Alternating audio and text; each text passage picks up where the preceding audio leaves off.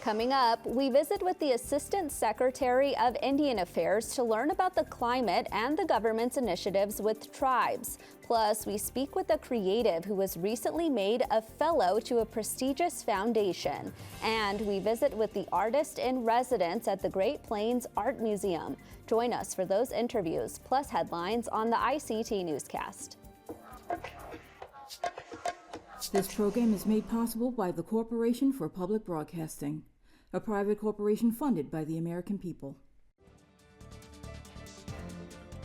Support for the ICT Newscast with Aaliyah Chavez comes from the Arizona PBS studios in Phoenix at the Walter Cronkite School of Journalism and Mass Communications at Arizona State University.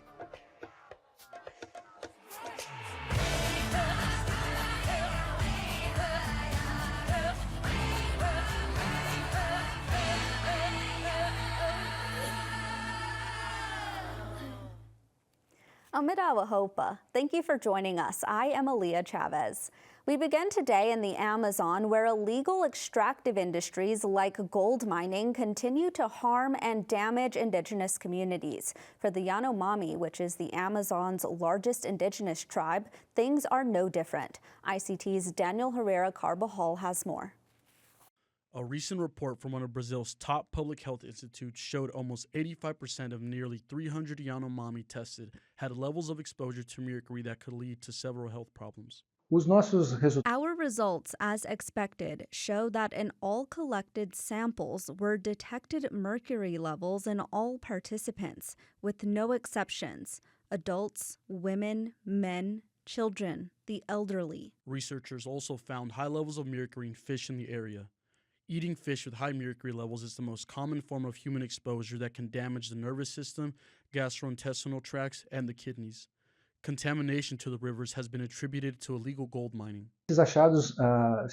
These discoveries draw the attention of the authorities and alert the society that the presence of gold mining in indigenous territories causes major changes and negative impacts to the health of traditional indigenous people. The World Health Organization ranks small-scale gold mining as the single largest source of human-led contamination. The Yanomami territory, which is the size of Portugal and has a population of 27,000, has endured decades of illegal gold mining, with Vice President of the Hutukara Yanomami Association calling it the biggest evil today in Yanomami land. Gold mining significantly expanded during the 4-year term of far-right President Jair Bolsonaro. The current president, Luis Inácio Lula da Silva, has pledged to expel gold prospectors from Yanomami land and improve health conditions. Reporting for ICT News, Daniel Herrera Carbajal.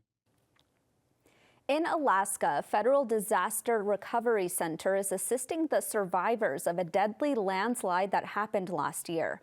Residents of Wrangell affected by the November 20th landslides can speak in person to specialists from FEMA and the U.S. Small Business Administration.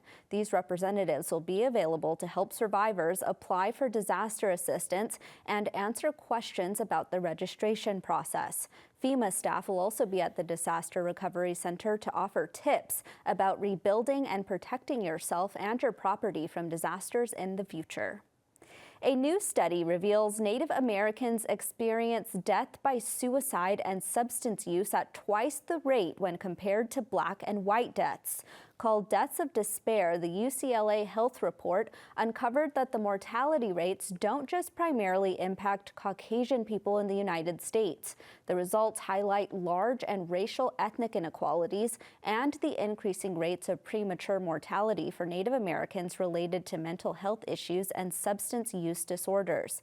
According to researchers, the findings reinforce the need to invest in low-barrier mental health services that can address the issue. Well, a new Navajo-designed Nike shoe is set to release in the summer of 2024. Navajo skateboarder Dior Greenwood collaborated with Nike to create a shoe called Dior Greenwood X Nike SB Dunk High that honors her culture. The shoe showcases a fresh take of the iconic footwear, including a lively color palette of turquoise and orange shades, as well as multicolored accents on the tongue and heel. Additionally, the shoe's insoles proudly display the Arizona desert landscape, paying homage to her Navajo heritage.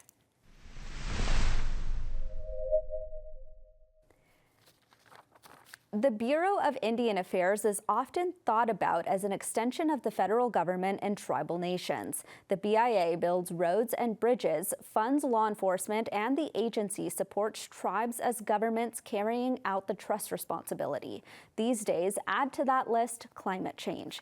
ICT's Mark Trahant is here to tell us more. Mark? Hi, Aaliyah. There's an old saying, show me the budget, and I'll tell you what the priorities are. The Biden administration's proposed budget for next year is packed with funding for climate resilience and climate adaptation projects. I talked with Brian Newland, the Assistant Secretary for Indian Affairs, about climate and the government's initiatives working with tribes. Here's the first of a two-part interview. Secretary Newland, welcome to the ICT Newscast. Hey, thanks for having me on, Mark. I appreciate it. Let's start with a big picture question and just let me ask you about climate change. We just recently took a tour at Quinault, and I know you visited there, so I kind of wanted to get your perceptions of what's happening there and kind of the context for that. Well, I had the chance to visit Quinault a year ago, and they are doing just amazing work on climate relocation and climate resilience. We provided funding to Quinault almost 2 years ago now, or a year and a half ago.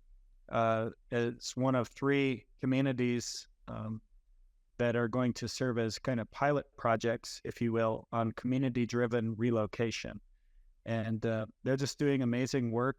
I was really impressed by the foresight in their planning and how they are really thinking through a lot of issues that aren't intuitive and working to address them. And so I've been really impressed. And, you know, we shouldn't be surprised that when tribes have resources, they're able to do very impressive things.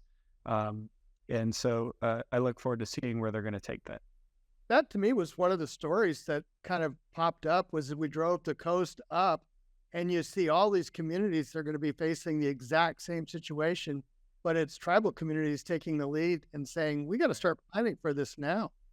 Right. And you know, when you think about it, Mark, this is not only are they taking the lead here in the United States, they are really serving as leaders in this effort for the world. There aren't a lot of places that are really engaged in this sort of activity right now. There are a lot of people who are thinking about it, but what the tribe is doing at Quinault, what they're doing at Napakiak and Newtok in Alaska, is they're really on the leading edge of you know, things that we're going to have to think harder about across the globe.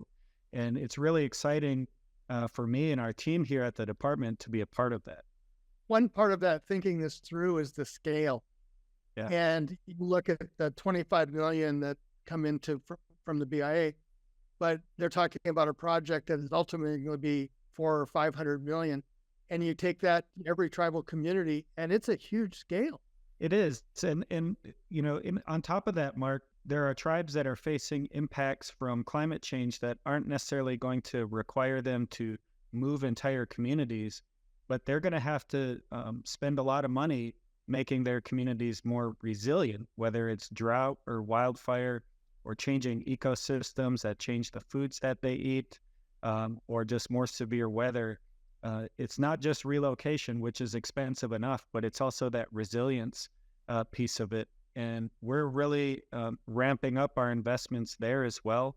As you know, we just rolled out a $120 million investment at more than 100 locations across the country to help tribes with that resilience piece. Well, when I saw that release, I was struck because 20 years ago, it was a question of mitigation versus adaptation. And now your budget is saying adaptation now. Yeah, I mean, tribes have really been at the leading edge of people in this country feeling the impacts of climate change. And of course, tribes have been warning about this for a long time. And so we have it as part of our trust responsibility to protect the ability of tribal people to live together in their homelands. And so we're putting our money where our mouth is. The president is leading this effort, and we're really excited to be a partner with tribes in this innovative work. And we're also really excited in making investments to mitigate climate change overall. So we're doing a yes and approach across the government. Another tough conversation is strategic minerals. And if you look at what the country needs and what the world needs in terms of strategic minerals, 90% of them go on or near Indian country. How do we have a conversation on one side, and on the other side, how do we get mining companies to really be different this time? Well, for our part here in the federal government, it starts with meaningful consultation. And I want to emphasize and underscore, put it in bold and italics that the consultation has to be meaningful.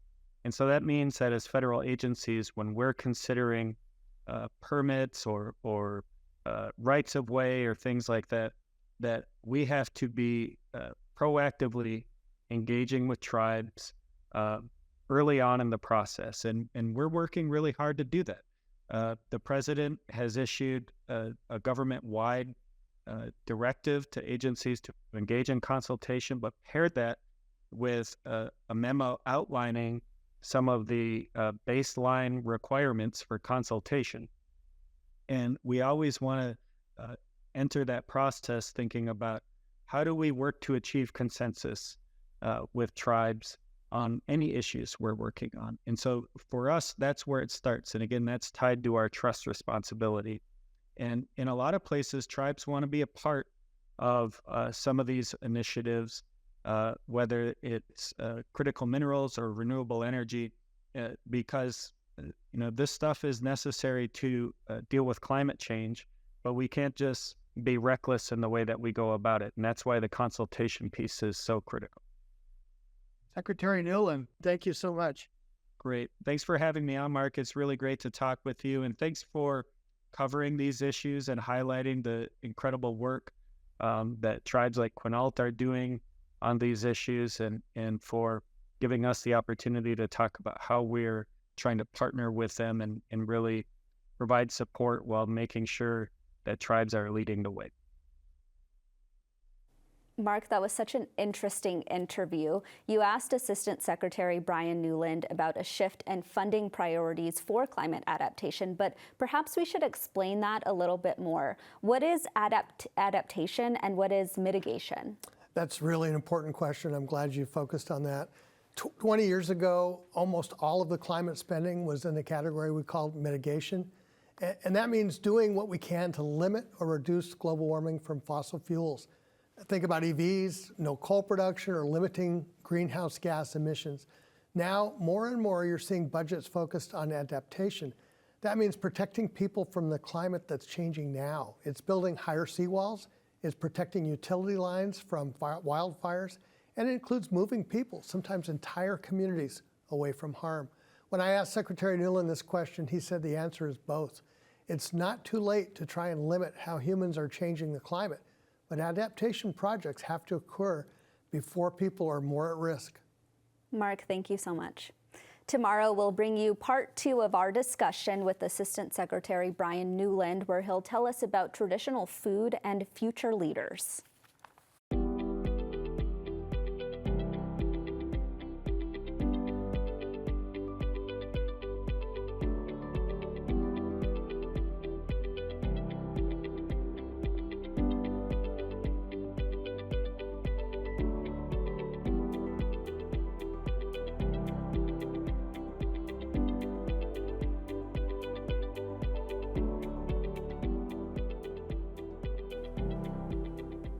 Deannie Whitehawk is having a great year. She was selected as a MacArthur Fellow. Nicknamed the Genius Grant, it comes with an $800,000 prize. Now she's been named a Guggenheim Foundation Fellow. Here's an encore interview with the artist whose work that aims to illuminate the enduring strength, presence, and influence of Indigenous artistic practices within modern and contemporary art. Take a look. I draw from the history of Lakota art forms, so from the history of porcupine quill work, parfleche painting, beadwork, regalia making, all the practices that come from directly from our communities, which are historically practices of abstraction, and they're the original practices of abstraction on this continent. And I draw first and foremost from that rich history. And I also have been educated within and am a participant within the art world, within a studio practice, making works that are intended to uh, be hung in and displayed within museums and galleries. And so I and have studied the trajectory of Western Euro and Euro American painting and abstraction as well. And so my work draws from those histories, but from the intersections of those histories, as it really reflects the makeup of my life and my life experiences and the way that um, I have navigated spaces where, I've been taught predominantly by Native people within, tribal colleges or informal forms of education within our communities. And I've also grew up in the city and have gone to mainstream education and grad school within mainstream academia. And so my practice really is a natural reflection of all of these forms of education and life experiences. So when you talk about that, you're talking about the tradition of family and what you learn from your family. And for art historians, those who don't know about art history, they would take a look at your work and say, oh, wow, that's really contemporary. But indeed, it's not. Because back in the old days, the Lakota women did the abstract designs, the geometric designs, and the men painted little pictures on the teepees. That's a huge part of what I am addressing within the mainstream art world is that the way that our art history is told, the way that we tell those stories currently in academia, in museums, and institutions, is a completely European and European American centric narrative that positions the invention of abstraction within European men and European American male painters. But and so their practice of abstraction, which is a beautiful practice of abstraction, but it is one practice of the human practice of abstraction among global practices. And our relatives, our female relatives, were painting abstractly on stretched hide on this continent before folks were here painting abstractly on stretched canvas. And so speaking about those, creating works that allow me to present conversations like that within mainstream art spaces is what I hope to be my contribution to us really critically thinking about how we're telling our stories and moving towards models where we're telling our stories more honestly. If we tell the story of this land base honestly, we have much better chances for learning empathy for one another, for practicing compassion, and for moving towards healthier models of cohabitation, because that's what's happening now. We have to learn to respect each other's histories, our contributions to these shared histories, and the fact that they are 100% intertwined histories, that you can't pull them apart. The way that and a lot of those artists, the European and European American male artists, were looking at the work of our ancestors for inspiration because it was strong work, because it was inspirational work, because it was worthy of being looked at and thought about and considered in another artistic practice. We have that ownership as Lakota people of our stories and our family and our past. And you incorporate that so well in your work. And I just really appreciate that. Thank you so much. What are you working on now? What's next? Oh, we got a lot of stuff in happening in the studio right now. I have a solo exhibition that's opening at Various Small Fires Gallery in LA on November 18th. And so I have until Friday to finish the last couple paintings for that exhibit. And then there's a video installation as well titled Listen, which is a work that focuses on Indigenous language and asks its audience to consider how many languages they can identify by sound, and then think through what those languages are. And for the majority of the American public, the vast majority of those languages that they're going to be able to identify just by sound are going to be languages that aren't from this continent. I can identify Italian, I can identify French, I can identify Spanish, I can identify German, I can identify Japanese, I can identify, like we can identify these languages by sound, even if we don't know a single word.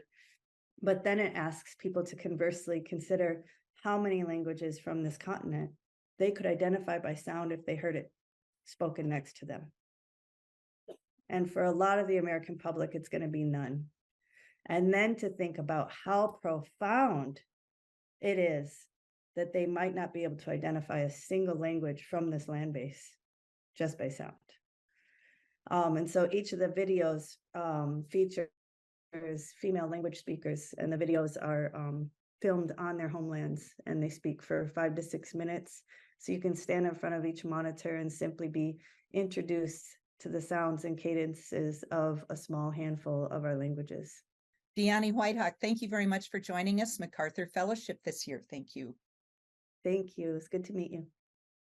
At FEMA, a huge part of our mission is to make sure we are preparing the nation for catastrophic events. As extreme weather continues to become more intense and frequent, disaster preparedness has never been more important. Older adults face even greater risks and challenges when it comes to preparing, especially those who live independently, have low income, have disabilities, or live in rural areas. This May, President Biden announced Older Americans Month, reminding us that older Americans are the pillars of our community, and we owe it to them to value their wisdom, celebrate their contributions, and champion their well-being. This September, I'm excited to announce that National Preparedness Month will have a special focus on the older adult population. Through our Ready campaign, FEMA is evolving the way we engage with communities to be more inclusive and impactful than ever before. Today, I ask you to join us in our efforts by finding ways to help prepare the older adults in your network or community. Stay tuned for new tools and resources, but don't wait. Visit ready.gov to get started. Thank you.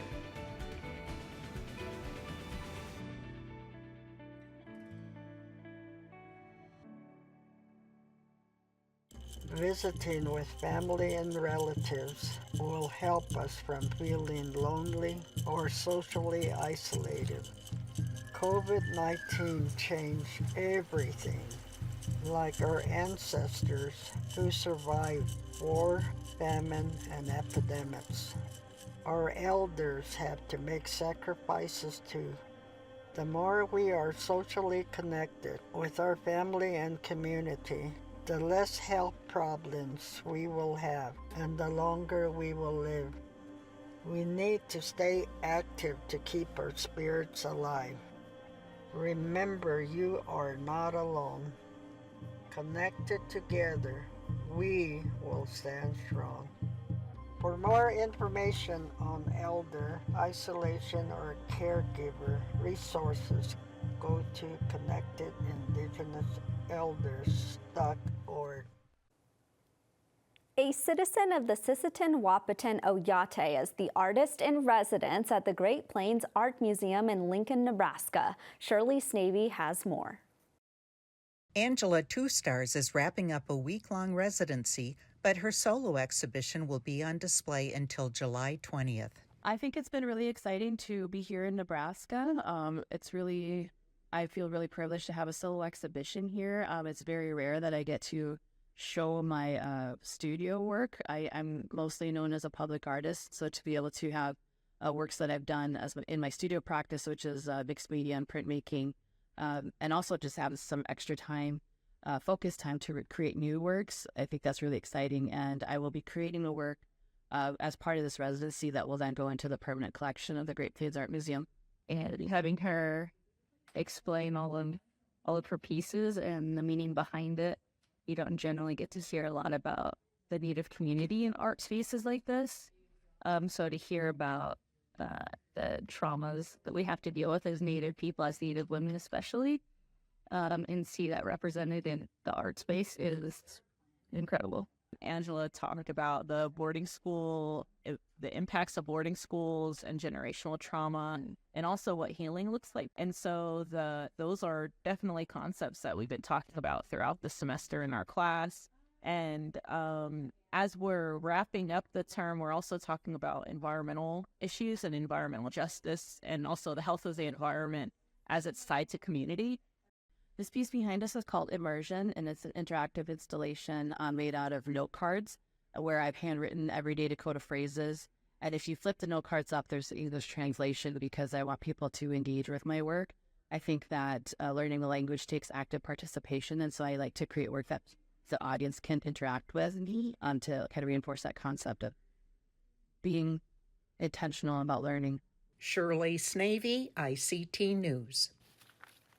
That is a slice of our Indigenous world. For all the latest, visit us at ictnews.org. From all of us in the newsroom, stay safe, my relatives.